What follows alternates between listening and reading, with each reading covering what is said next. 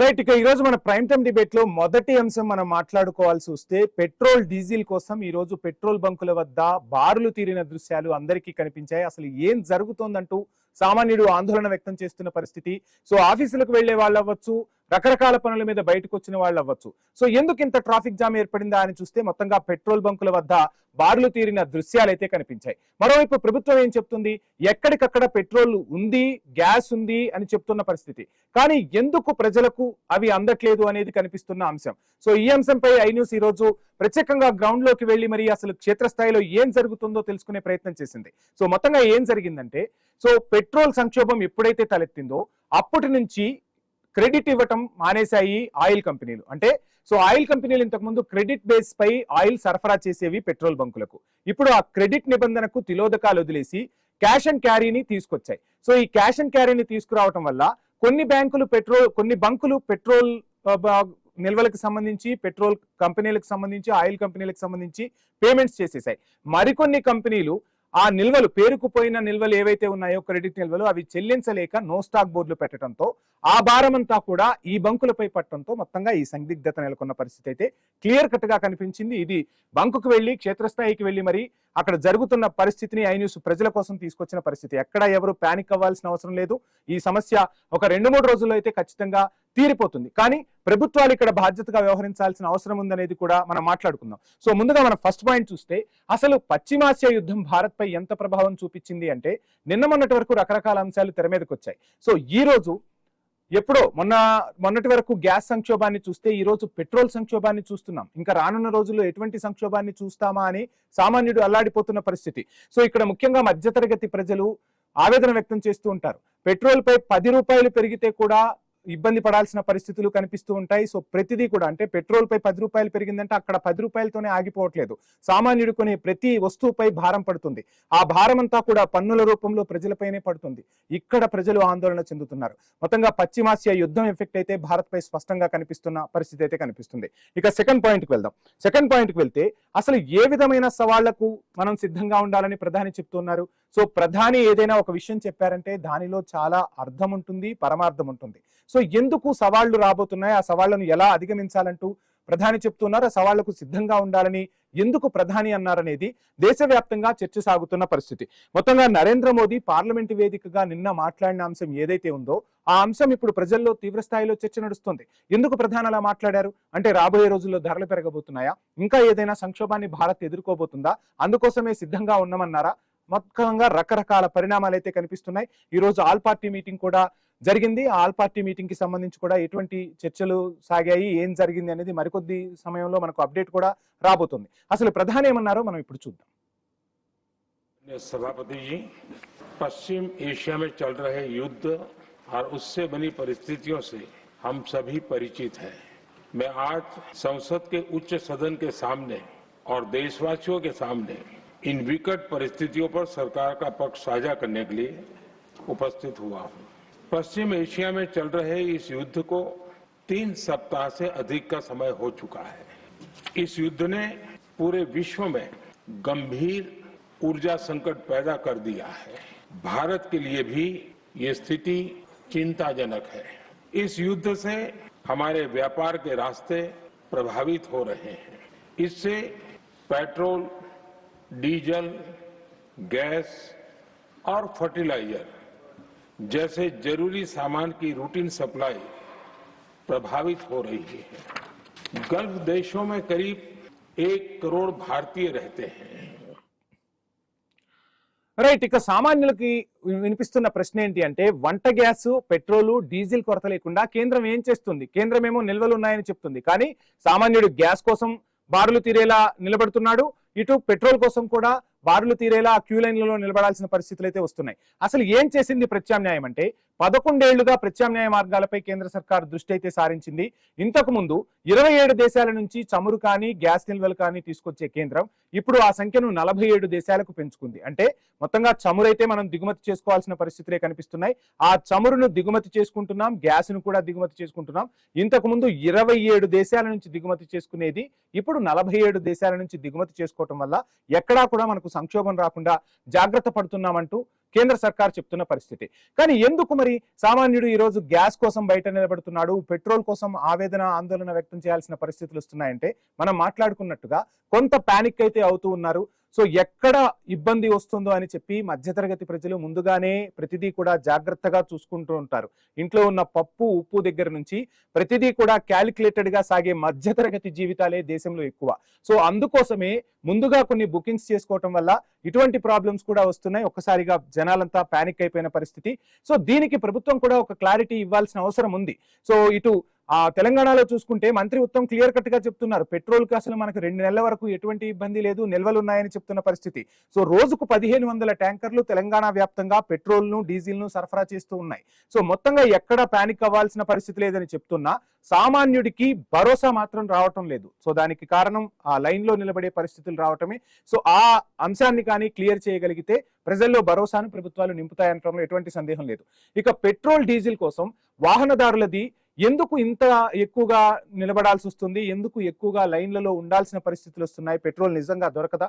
ఇక్కడ చాలా అంశాలు మాట్లాడుకోవాలి. ఇందాక మనం మాట్లాడుకున్నట్టుగా ప్రతి రూపాయిని కూడా మధ్యతరగతి ప్రజలు చాలా క్యాలిక్యులేటెడ్ గా జీవనాలు సాగిస్తున్న పరిస్థితి. అది హైదరాబాద్ లో కావచ్చు, గ్రామీణ ప్రాంతాల్లో కావచ్చు, ప్రతి రూపాయిని క్యాలిక్యులేటెడ్ గా వాడుతూ ఉంటారు. ఏదైనా ఒక ఇబ్బంది వస్తుందేమో అని ముందు జాగ్రత్త చర్య తీసుకోవటం మధ్యతరగతి ప్రజలకు ఒక అలవాటు, ఒక రకంగా చెప్పాలంటే భయం కూడా. సో ఆ భయాన్నే ఇప్పుడు రకరకాలుగా కొంతమంది క్యాష్ చేసుకుంటున్న పరిస్థితి కూడా కనిపిస్తుంది. సామాన్యుడి ఆందోళనను తీర్చే దిశగా ప్రభుత్వాలు అడుగులు వేయాలని అయితే కోరుకుందాం. ఇక దేశంలో పెట్రోల్ వంట గ్యాస్ కు కొరత ఉందా? నిజంగానే కొరత ఉందా అంటే లేదు. దేశంలో 53 లక్షల టన్నుల పెట్రోలియం నిల్వలు ఉన్నట్లు స్వయంగా ప్రధానమంత్రి నరేంద్ర మోదీ పార్లమెంట్ వేదికగా చెప్పిన పరిస్థితి. ఇంకా అనేక దేశాల నుంచి నౌకలు కూడా వస్తున్నాయి. గల్ఫ్ దేశాల నుంచి 4-5 రోజుల్లో నౌకలు వస్తే ఇతర దేశాల నుంచి ఓడలు రావడానికి మాత్రం కొంత సమయం పడుతుంది. ఇవన్నీ ఒకసారిగా స్ట్రీమ్ లైన్ అయితే గ్యాస్ కొరత ఉండదు, పెట్రోల్ కొరత కూడా ఉండదు అనేది మాత్రం ప్రభుత్వం చెప్తున్న మాట. ప్రజలు మాత్రం కొంత పానిక్ అయ్యారు. ఆ పానిక్ నుంచి బయటకు తీసుకొచ్చే ప్రయత్నాలు అయితే చేయాల్సిన అవసరం ఉంది. ఐ న్యూస్ కూడా ప్రతి అంశాన్ని కూలంకషంగా ప్రజలకు చెప్పేది కూడా ఈ పానిక్ సిచ్యువేషన్ నుంచి బయటకు రావాల్సిన అవసరం మనకుంది. క్లియర్ కట్ గా లెక్కలతో సహా మీ ముందు వాస్తవాల నుంచే ప్రయత్నం అయితే చేస్తున్నాం. సో ఇదే అంశం గురించి మనం చర్చిద్దాం. షార్ట్ బ్రేక్ తీసుకుందాం. State tune. పెట్రోల్ బంకుల వద్ద గ్యాస్ కొరతకు సంబంధించి సోషల్ మీడియాలో రకరకాల వదంతులు వ్యాపిస్తున్నాయంటే ఖచ్చితంగా సోషల్ మీడియాలో ఫేక్ ప్రచారమే జరుగుతుంది. ఎవరు కూడా లెక్కలు చెప్పట్లేదు. సో ఒక్కటైతే వాస్తవం, సో బంకుల దగ్గర నో స్టాక్ బోర్డులు దర్శనమిస్తున్నాయి. ఆ నో స్టాక్ బోర్డులు చూసిన తర్వాత ప్రజల్లో కూడా భయాందోళన వ్యక్తమవుతుంది. కానీ ఆ నో స్టాక్ బోర్డులు ఎందుకు దర్శనమిస్తున్నాయో మాత్రం చెప్పలేని పరిస్థితి అయితే కనిపిస్తుంది. పశ్చిమాసియా యుద్ధం ఎఫెక్ట్ అయితే కాదు, క్రెడిట్ ఏదైతే బంకులకు సంబంధించి క్రెడిట్ అంశం ఏదైతే ఉందో ఆ అంశం తెర మీదకు రావడంతోనే ఇప్పుడు ఒక్కసారిగా నో స్టాక్ బోర్డులు అయితే దర్శనమిస్తున్న పరిస్థితి. కానీ సోషల్ మీడియాను ఎక్కడి వరకు వాడాలో అక్కడి వరకే వాడాలి. ఆ సోషల్ మీడియాలో కూడా నమ్మకం ఉన్న సైట్స్ ని చూడాల్సిందిగా కూడా ప్రజలకు విజ్ఞప్తి చేస్తున్నాం. బంకుల్లో నో స్టాక్ బోర్డులు అయితే కనిపిస్తున్నాయి. సో ఆందోళన అయితే కనిపిస్తుంది. ఈ ఆందోళనను తగ్గించాల్సిన బాధ్యత అయితే ప్రభుత్వాలపైనే ఉంది. ఇక కోవిడ్ తరహాలో క్రమశిక్షణ పాటించాల్సిందేనా? ఒక రకంగా కోవిడ్ రోజులు గుర్తొస్తున్నాయి. ఈ రోజు చూస్తే బెంజ్ కారు నుంచి బుల్లెట్ వరకు రోడ్డు మీద నిలబడాల్సిన పరిస్థితి, పెట్రోల్ కోసం ఆశగా ఎదురు చూస్తున్న పరిస్థితి. సో ఏంటి నిజంగా అలాంటి పరిస్థితులు మరలా వచ్చాయా? హైదరాబాద్ లో అయితే ఎక్కడ చూసినా కానీ పెట్రోల్ బంక్ ముందు బారులు తీరి వాహనాలు అయితే కనిపించాయి. సో కోవిడ్ డిసిప్లిన్ ని మళ్ళీ పాటించాల్సిన అవసరం వచ్చిందా అని కూడా ప్రజలు ఈ రోజు చర్చించుకోవటం గమనార్హం. ఇక నెక్స్ట్ పాయింట్ మనం చూస్తే, సో ఏంటి అసలు ఎటువంటి జాగ్రత్తలు పాటించాలి, ఏం జరగబోతుందని వర్క్ ఫ్రం హోమ్ అంశం కూడా ఈ రోజు తెర మీదకి వచ్చింది. సో చాలా ఐటీ కంపెనీలు వర్క్ ఫ్రం హోమ్ వైపు మొగ్గు చూపాల్సిన అవసరం వచ్చిందంటే అవుననే సమాధానం అయితే వినిపిస్తుంది. సో ప్రజా రవాణా అదేవిధంగా పెట్రోల్ కొరత వల్ల కూడా చాలా ఇబ్బందులు ఎదుర్కొంటున్న ఈ సమయంలో గ్యాస్ కష్టాలు కూడా తప్పట్లేదు. సో ఇటువంటి సమయంలో వర్క్ ఫ్రం హోమ్ ఇవ్వటం వల్ల కొంతవరకు ఈ పానిక్ సిచ్యువేషన్ నుంచి బయటపడచ్చు అనేది కూడా కంపెనీలు ఆలోచించాల్సిన అవసరం ఉంది. ఆ దిశగా అడుగులు వేస్తే కొంత బెటర్ అంటున్నారు నిపుణులు. ఇక సొంత వాహనాలను పక్కన పెట్టి ప్రజా రవాణా వైపు ప్రజలు మొగ్గు చూపాలంటున్నారు చాలా మంది. ఇది సాధ్యమయ్యే పనేనా? హైదరాబాద్ లో మెట్రో ఉంది అండ్ తెలంగాణ గవర్నమెంట్ కూడా ఈ రోజు ఒక ఇనిషియేటివ్ తీసుకుంది. ఆర్టీసీలో మెట్రో ఏసీకి సంబంధించి ఛార్జీలను కూడా కొద్దిసేపటి క్రితమే తగ్గించిన పరిస్థితి. సో వీటన్నింటినీ ప్రజలు గమనిస్తూ ఉన్నారా? అంత అలవాటైన ప్రజలు ఇప్పుడు ప్రజా రవాణా వైపు మళ్ళీ అవకాశాలు కనిపిస్తున్నాయా? సో నిజంగానే ప్రజా రవాణా వైపు అడుగులు వేయటం వల్ల కొంతవరకు ఈ సిచ్యువేషన్ నుంచి బయటపడచ్చా, ఈ పానిక్ సిచ్యువేషన్ నుంచి? సో ఎటువంటి పరిస్థితులు రాబోతున్నాయి, ఏం జరగబోతుంది? ఓవైపు ప్రభుత్వం ఏమో పెట్రోల్కి ఎక్కడా కొరత లేదంటోంది, మరోవైపు ఏమో బంకుల దగ్గర నో స్టాక్ బోర్డ్స్ దర్శనమిస్తున్న పరిస్థితి. గ్యాస్ కు కొరత లేదంటున్నారు, కానీ హోటల్స్ అన్ని కూడా మూతపడుతున్న పరిస్థితి. ఈ రోజుకు కూడా హోటల్స్ చాలా తెరుచుకోవట్లేదు.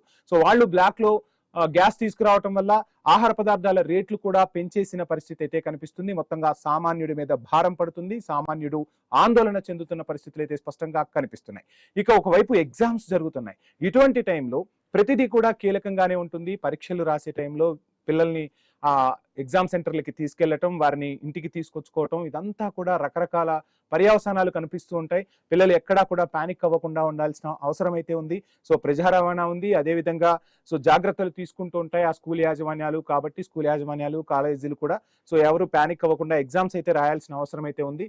ఒకసారి ఈ స్కూల్స్ అన్ని కాస్త ఎగ్జామ్స్ కంప్లీట్ అయిన తర్వాత కాస్త ట్రాఫిక్ అయితే క్లియర్ అయ్యే అవకాశాలు ఉంటాయి. అండ్ స్కూల్ బస్సులకు కాస్త విరామం దొరుకుతుంది. కాబట్టి సో ఈ పెట్రోల్ గ్యాస్లకి సంబంధించి కానీ డీజిల్కి సంబంధించి కానీ అంత పెద్ద టెన్షన్ ఉండదు అనేది కూడా కొంతమంది నుంచి, అంటే ఒక రంగం రిలీఫ్ అవుతుంది. అటు వర్క్ ఫ్రమ్ హోమ్ కాస్త రిలీఫ్ అయితే, ఇటు స్కూల్స్ ఇవి హాలిడేస్ రావటం వల్ల కొంత రిలీఫ్ అనేది దొరుకుతుంది అనేది కూడా నిపుణులు మాట్లాడుకుంటున్న పరిస్థితి.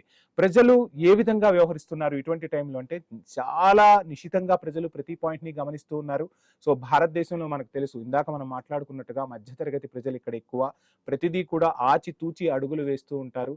సో రేపు ఏం జరగబోతుంది అనేది ఈ రోజే మనం తెలుసుకుంటాం. ఈ రోజే జాగ్రత్త పట్టం అనేది మనకు అనాది నుంచి ఉన్న ఆచారమే. సో దాన్ని బట్టే గ్యాస్ కి సంబంధించి కానీ, పెట్రోల్ కి సంబంధించి కానీ, డీజిల్ కి సంబంధించి కానీ ప్రజలైతే కొంత ఆందోళన వ్యక్తం చేస్తున్న పరిస్థితి. సోషల్ మీడియాలో రకరకాల వదంతులు వస్తున్నాయి, ప్రజలను భయాందోళనకు గురి చేస్తున్నాయి. సో వీటన్నింటికీ చెక్ పడాలి అంటే సో నో స్టాక్ బోర్డ్స్ అనేవి లేకపోతే ఆటోమేటిక్ గా ప్రజల్లో ఒక క్లారిటీ వచ్చేస్తుంది. పెట్రోల్ మంచిగా ఎప్పట్లాగానే దొరికితే ప్రజలు ఆ పానిక్ నుంచి బయటకు వస్తారు. దీని అంతటికీ సొల్యూషన్ ఏంటి, ప్రభుత్వాలు చేయాల్సింది ఏంటి అంటే సో ఏదైతే క్రెడిట్ అంశాన్ని ఇప్పుడు ఆయిల్ కంపెనీలు తెర మీదకు తెచ్చాయో కొద్ది రోజుల పాటు దాన్ని ఉపసంహరించుకోవడం ద్వారా పెట్రోల్ బంకులన్నీ కూడా ఓపెన్ అయితే ఆ సమస్య నుంచి బయటపడే అవకాశాలు ఉన్నాయి. ఆ దిశగా ప్రభుత్వాలు కూడా అడుగులు వేస్తాయని మనం ఆశిద్దాం. మాక్సిమం రేపు ఆ శుభ పరిణామం అనేది మనకు కనిపించవచ్చు. అసలు మన దేశంలో ఈ విధంగా పరిస్థితి ఉంటే పశ్చిమాసియా దేశాలు నుంచి పెట్రోల్ మనం ఒక్కళ్ళమే దిగుమతి చేసుకోవట్లేదు, చాలా దేశాలు కూడా దిగుమతి చేసుకుంటున్నాయి. ఇతర దేశాల్లో పరిస్థితి ఎలా ఉందో మనం చూద్దాం. సో ఇతర దేశాల్లో అంటే ఎక్కడికో వెళ్లాల్సిన అవసరం లేదు, అమెరికా కూడా రేట్లు పెంచేసుకున్న పరిస్థితి.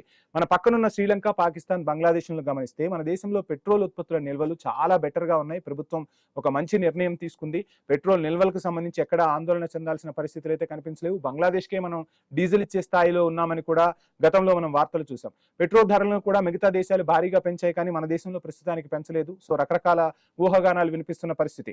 5 రాష్ట్రాల ఎన్నికలు ఉన్నాయి కాబట్టి పెట్రోల్ ధరలు పెంచలేదని కూడా చాలా మంది చెప్తున్నారు. చూద్దాం ఆ తర్వాత ఏం జరగబోతుంది అనేది ఇప్పుడే మనం చెప్పలేం.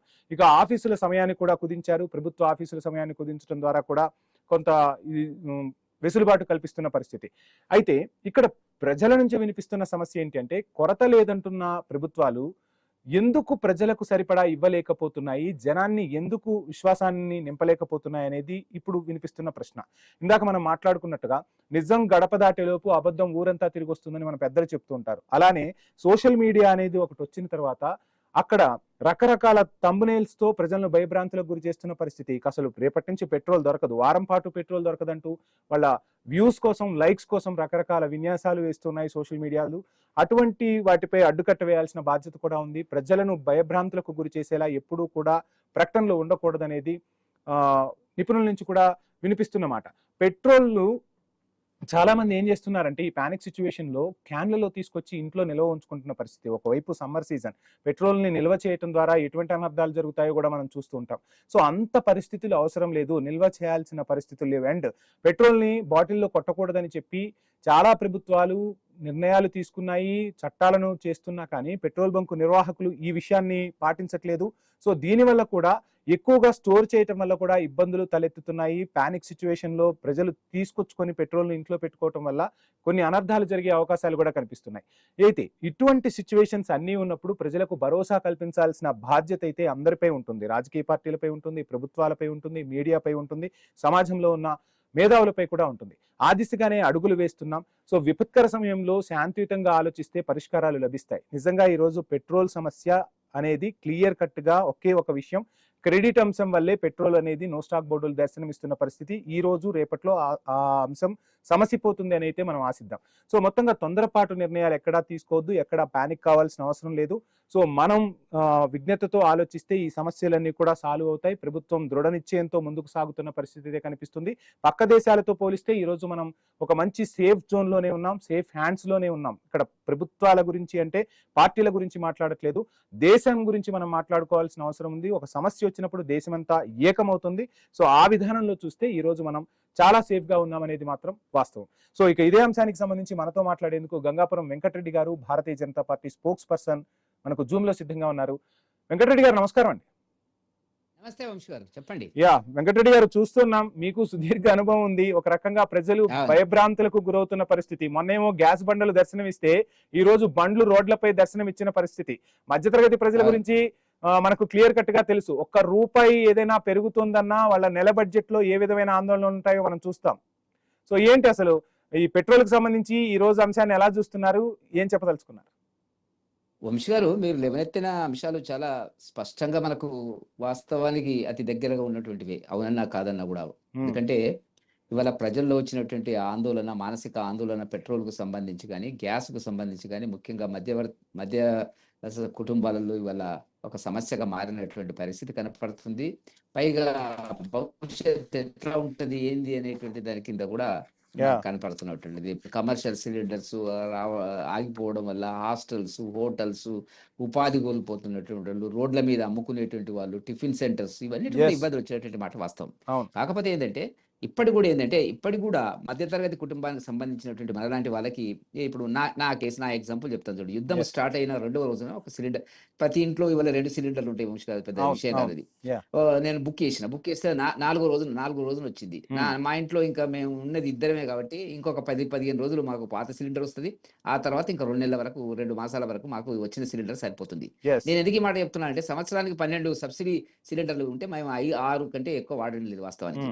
కాబట్టి ఎప్పుడు బుక్ చేసినా వచ్చినట్టు. ఇప్పుడు 25 రోజులు టైము రిఫిల్ చేస్తే తప్ప ఒక రిఫిల్ ఇంకో రిఫిల్ కు అనేటువంటి ఒక నిబంధన పెట్టడం జరిగినటువంటి మాట వాస్తవం. అయితే మీరు అన్నట్టుగా ఏంటంటే, మనం అనుకున్నంత పానిక్ ఏం లేదు, ముందు జాగ్రత్త కింద. నేను ఒక ఎగ్జాంపుల్ చెప్తాను. నేను ఇవాళ తుక్కుగూడ నుంచి వస్తున్నప్పుడు ఎయిర్పోర్ట్ దగ్గర నుంచి ఇక్కడ చంపాపేట వరకు ఒక 10 పెట్రోల్ బంకులు ఉన్నాయి. నా కార్లో ఒక హాఫ్ పెట్రోల్ ఉంది, ఎందుకైనా మంచిది మనం ఫిల్అప్ చేసుకుందామని వెళ్తే ఏ పెట్రోల్ కూడా అన్ని నో స్టాక్ అని పెట్టినారు, అన్ని టోటల్ గా. చివరికి ఏమైందంటే, ఇక్కడ చంపాపేటలో కర్మన్ఘట్ ఏరియాలో ఒక పెట్రోల్ బంక్ లో మాత్రం లైన్ లో నిలబడ్డారు, మామూలుగా అందరూ ఉన్నారు. నేనేం చేసినానంటే, కార్ ఇంట్లో పెట్టి కనీసం 2 వీలర్ అన్నా ఉంటే సరిపోతుంది కదా అనే దాని కింద నా 2 వీలర్ తెచ్చి నేను ఫుల్ చేసుకొని పోయిన తర్వాత మళ్ళీ వచ్చేసి ఒక గంట నిలబడి మళ్ళీ కార్ తీసుకుపోయి నేను ఫుల్ చేసుకున్నమాట. ఇదే జరుగుతుంది. నేను ఒక డిసిషన్ తీసుకున్నా, ఈ 2 రిజర్వ్ కింద అత్యవసరం కిందనే పెట్టుకోవాలి. రేపటి నుంచి నేను ప్రజా రవాణా సంస్థ కూడా నా వ్యక్తిగత కారణాల మీద నేను వెళ్తుంటాను కాబట్టి బస్సులో వెళ్ళాలనేటువంటి నిర్ణయానికి వచ్చిన. ఆ విషయం ఇప్పుడు మా మిస్సెస్ తో కూడా ఆమెనే సజెషన్ ఇచ్చింది ఏంటంటే, మీరు బస్సులో వెళ్ళండి రేపటి నుంచి. అంటే ఏమిటంటే, కొంత మోదీ గారు మాట్లాడిన దాంట్లో కొంత స్పష్టత కనపడుతుంది. ఇప్పుడు ప్రతి చిన్నదానికి కూడా మనం 2 వీలర్ 4 వీలర్ మనం ఉపయోగిస్తున్నట్టు. అంటే వెంకటరెడ్డి గారు, సమస్య వచ్చినప్పుడు ఆ సమస్య మూలాల్లోకి వెళ్తున్నాం. అప్పుడు ప్రజలకు అలవాటు చేయాలంటే ఎక్కడ అలవాటు అవుతుంది చెప్పండి? ఈ రోజు హైదరాబాద్ లో ఒక కారులో ఒక పర్సన్ వెళ్తూ ఉన్నారు, ట్రాఫిక్ చక్రబంధంలో చిక్కుకుంటున్నాం. సో ఎంత అంటే, ఇక్కడ మనం పెట్రోల్ గురించి మాట్లాడటం కాదు, ఎన్ని విదేశీ మారక ద్రవ్య నిల్వలు మనం కోల్పోతున్నాం. మనందరిలో ఆలోచన రావాల్సిన అవసరం లేదా? ఒక పానిక్ అంటే ఒక సమస్యలోంచి ఒక సొల్యూషన్ వెతుక్కునేలాగా మనం ఎందుకు చేయట్లేదు? ప్రభుత్వాలు ఎందుకు నిర్ణయాలు తీసుకోలేకపోతున్నాయి? నేను కరెక్ట్ అది. ఇప్పుడు నేను గొప్ప చెప్పుకోవడం లేదు. నేను ఇప్పుడు కూడా నా 2 వీలర్ కారు ఉన్నప్పుడు కూడా నేను నాంపల్లి మా పార్టీ ఆఫీస్ కు మలక్పేటలో మెట్రో ఎక్కి సుమారుగా 70% మెట్రోని ఉపయోగిస్తాను నేను. జనం ఏమని అనుకోండి కాక, అరే మీరు ఏంటి మెట్రోలో వెళ్తారా, బస్సులో వెళ్తారా, ఇవన్నీ నేనైతే వ్యక్తిగత జీవితంలో మాత్రమే నేను పాటిస్తూ ఉంటాను. అవసరమైనప్పుడు మాత్రమే కారు, 2 వీలర్ అనేటిది వాడుతున్నటువంటి పరిస్థితి కనపడుతుంది. మీరు అన్నట్టు ఇది నామోషియా, ప్రిస్టేజ్ క్వశ్చన్, రకరకాల ఒక అలవాటు జీవితానికి మనం అడ్డుపడ్డాము. కానీ నేనంటున్నా ఏంటంటే, ఇప్పుడు భారతదేశంలో మోదీ గారు మొన్న అన్నట్టుగా ఏంటంటే, కరోనా కాలంలో వచ్చే పరిస్థితులు మనకు కనపడుతున్నాయంటే ఆ రకమైనటువంటి మరణాలు అవి కాదు. ఇక్కడ మన ఒక సమన్వయము, దేశాన్ని దృష్టిలో పెట్టుకుని, దేశ ఆర్థిక వ్యవస్థను దృష్టిలో పెట్టుకుని, ప్రపంచవ్యాప్తంగా వచ్చినటువంటి పరిస్థితులు, ఇజ్రాయిల్, అమెరికా, ఇరాన్ యుద్ధం, వాతావరణం వల్ల వచ్చినటువంటి, ముఖ్యంగా పశ్చిమాసియాలో వచ్చినటువంటి ఈ చమురుకు సంబంధించినటువంటి సమస్యల గురించి మనం గట్టెక్కాలనుకున్నప్పుడు తప్పనిసరిగా మనం కొంత త్యాగాలు చేయాలా, కొన్ని మన అవసరాలు మన వ్యక్తి వెంకటరెడ్డి గారు, అటు అటు కేంద్ర ప్రభుత్వము పెట్రోలియం నిల్వలకు సంబంధించి, గ్యాస్ నిల్వలకు సంబంధించి ఆందోళన చెందాల్సిన అవసరం లేదని చెప్తున్న పరిస్థితి. లేదు. అవును, ఇటు అవును, ఇటు రాష్ట్ర అవును. ప్రభుత్వము స్వయంగా చెప్తున్న పరిస్థితి. ఉత్తమ్ కుమార్ రెడ్డి కొద్దిసేపటి క్రితం ఒక ప్రకటన కూడా చేశారు. ఏం చేశారు అంటే, సో ఎక్కడా కూడా మనకు 2 నెలలకు సరిపడిన నిల్వలు ఉన్నాయి, ఆందోళన చెందొద్దు అని చెప్తూ ఉన్నారు. కానీ పెట్రోల్ బంకుల దగ్గర నో స్టాక్ బోర్డ్స్ కనిపిస్తున్నాయి. ఇదే పోలీసులు అక్కడ Yes. రక్షణగా ఉంటున్న పరిస్థితి, అక్కడ రక్షణగా ఉండి పెట్రోల్ కొట్టిస్తున్న పరిస్థితి. ఈ రోజు ఆయిల్ కంపెనీలు ఈ అంశాన్ని తెర మీదకి తెచ్చాయి. క్రెడిట్ అనేది లేదు, క్రెడిట్ లేకుండా క్యాష్ అండ్ క్యారీతోనే మేము పెట్రోల్ సరఫరా చేస్తామని చెప్పి. ఇంత పానిక్ సిచ్యువేషన్ లో ఇప్పుడు వాళ్ళ అంశాన్ని తెర మీదకి తెస్తే అటు కేంద్ర ప్రభుత్వం అవును. గానీ రాష్ట్ర ప్రభుత్వం గానీ వాళ్ళతో ఎందుకు మాట్లాడట్లేదు? వాళ్ళని ఒప్పించే ప్రయత్నం మాట్లాడాలి. ఎందుకు చేయట్లేదు? పాత పద్ధతిలోనే పెట్రోల్ సరఫరా చేయమని ఎందుకు చెప్పలేకపోతుంది? చెయ్యాలా? ఇప్పుడు భారత్ పెట్రోలియం, హిందుస్థాన్ పెట్రోలియం, నీకు ఇండియన్ ఆయిల్ కార్పొరేషన్, ఈ 3 ముఖ్యమైనటువంటి కంపెనీలు ఏవైతే ఉన్నాయో ఈ పెట్రోల్ బంకులకు పద్ధతి ప్రకారంగా, అగ్రిమెంట్ ప్రకారంగా సరఫరా చేస్తాయి. క్రెడిట్ సిస్టమ్, ఒకసారి క్రెడిట్ ఇస్తారు, మళ్ళీ పేమెంట్ జరుగుతుంది, మళ్ళీ ఆన్లైన్ సిస్టమ్ జరుగుతున్న పరిస్థితి. మీరు అన్నట్టుగా ఇప్పుడు చాలా సందర్భాలు నేను ఒకరిద్దరు పెట్రోల్ బంక్ వాళ్ళతో మాట్లాడితే కంపెనీ వాళ్ళు ఇప్పటికెప్పుడు మాకు డబ్బులు చెల్లించమంటున్నారు సార్, మాకు కాదు పాత పద్ధతిని మార్చేస్తున్నారు. వాస్తవానికి ఇది ఎందుకు జరుగుతుంది అనేటువంటిది కేంద్ర ప్రభుత్వం జోక్యం చేసుకోవాల్సిన అవసరం ఉందనేటువంటిది. ఎందుకంటే ఇంత విపత్కరమైన పరిస్థితుల సిచ్యువేషన్ ఇప్పుడు ఏం చేస్తున్నారు, దీన్ని కొన్ని శక్తులు, అసాంఘిక శక్తులు ఏం చేస్తున్నాయి, సోషల్ మీడియాలో రకరకాల కల్పించిన. కాబట్టి ఇది త్వరలో చర్చ చేయవలసిన అవసరం ఉంది. ఆయిల్ కంపెనీలతో పాత పద్ధతిని ప్రవేశపెట్టాలి. ఎక్కడ పోతాయండి? ఇప్పుడు మీరు పాత పద్ధతిలో క్రెడిట్ సిస్టమ్ ఇచ్చినప్పుడు ఇప్పుడు వాళ్ళ దగ్గర నుంచి డబ్బులు ఎక్కడ పోతాయి చెప్పండి? అందులో ఇప్పుడు ఉన్నటువంటి ఒక భయానక ఒక విపత్తు, ప్రపంచవ్యాప్తంగా వచ్చినట్టు ఒక విపత్తును తప్పించుకునేటువంటి ప్రయత్నం లోపల భారత ప్రభుత్వం కూడా దీన్ని చర్చల ద్వారా సమన్వయం చేసి ఆయిల్ కంపెనీలకు, పెట్రోల్ బంక్ డీలర్లకు వస్తున్నటువంటి ఈ సమస్యను పరిష్కరిస్తే మీరన్నట్టుగా 2-3 రోజుల లోపల ఇది పరిష్కరించేటువంటి పరిస్థితి ఉంటుంది అనేటువంటిది నేను భావిస్తున్నటువంటిది.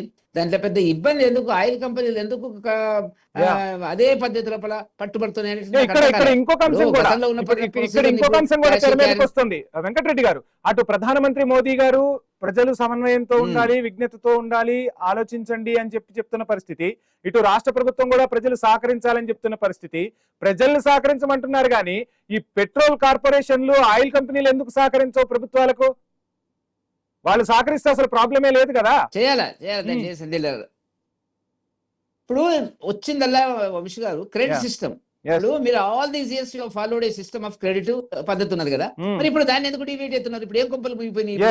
వాళ్ళు ఒక లోడ్ వచ్చిన తర్వాత ఇంకో లోడ్ పేమెంట్ చేస్తారు కదా.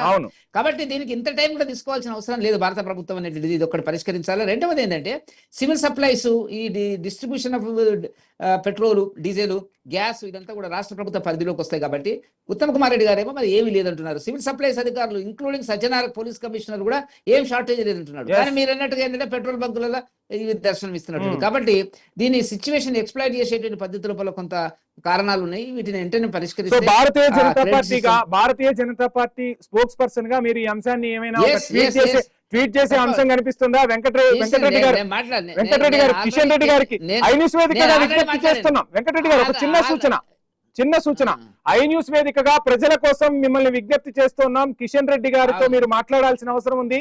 ఈ అంశానికి రేపటిలోగా తెరదింపేలా మీరు ప్రయత్నాలు చేయాలని చెప్పి కూడా ఐ న్యూస్ విజ్ఞప్తి చేస్తోంది. సో ఏంటి, ఆ దిశగా అడుగులు వేయబోతున్నారా? నేను ఆల్రెడీ మధ్యాహ్నమే కిషన్ రెడ్డి గారికి ఫోన్ చేసి మాట్లాడే సిచ్యువేషన్ చెప్పాను. ఆయన కూడా దీంట్లో ఏం జరుగుతుంది అనేటువంటిది కనుక్కొని సాయంత్రానికి రాత్రి గానీ ఒక నిర్ణయం అనేటువంటిది పాజిటివ్ గా వస్తుంది అనేటువంటి ఒక హామీ ఇవ్వడం జరిగినటువంటిది. కాబట్టి ఆ కోణం లోపల ప్రజలు ఎదుర్కొంటున్నటువంటి సమస్యను పరిష్కరించవలసినటువంటి అవసరం ఏమీ లేదు. అనవసరంగా ప్రభుత్వం బ్లేమ్ అయ్యేటువంటి పరిస్థితి ఏర్పడుతుంది. కాబట్టి బ్రహ్మాండంగా మన అన్నీ ఉన్నాయి. ఇప్పుడు వాస్తవానికి ఇక్కడ ఉన్నది కాంగ్రెస్ ప్రభుత్వం కూడా ఉత్తమ్ కుమార్ రెడ్డి గారు అంటున్నారు ఏ సమస్య లేదు, సరఫరా ఉంది, డిస్ట్రిబ్యూషన్ ఉంది. మరి ఎవరైనా రేట్లు పెంచినట్టయితే, ఎక్స్ప్లాయిట్ చేసినట్టయితే మేము చర్యలు తీసుకుంటామని చెప్పి పోలీస్ అధికారులతో చెప్తున్నారు. కానీ వాస్తవానికి మీరు అన్నట్టుగా ఏంటంటే ఈ పెట్రోల్ బంకులు ఎందుకు ఆగినాయి అనేటువంటి దాని మీద ఇప్పుడు బుకింగ్స్ కూడా, సిలిండర్ బుకింగ్స్ కూడా వంశీ గారు తగ్గింది, రోజులు తగ్గినాయి. 25 రోజులు. Right, thank you. మొత్తంగా వెంకటరెడ్డి గారు మీరు ఖచ్చితంగా ఈ అంశాన్ని తీసుకెళ్లాల్సిన అవసరం ఉంది. ఈ సమస్యకు పరిష్కారం లభించాల్సిన అవసరం ఉంది. పెట్రోల్ బంకుల దగ్గర నో స్టాక్ బోర్డు లేకుండా పెట్రోల్ ఈజీగా దొరికితేనే ప్రజలకు ఒక భరోసా కలుగుతుంది. ఆ దిశగా అడుగులు వేయాలని ఆశిద్దాం. సో మొత్తంగా ఈ పెట్రోల్ బంకుల అంశం అయితే తెర మీదకి వచ్చింది. ఈ అంశానికి శాశ్వతంగా చెక్ పెట్టేలానే ప్రభుత్వాలు అడుగులు వేస్తాయని ఆశిద్దాం. ఇక మరో అంశం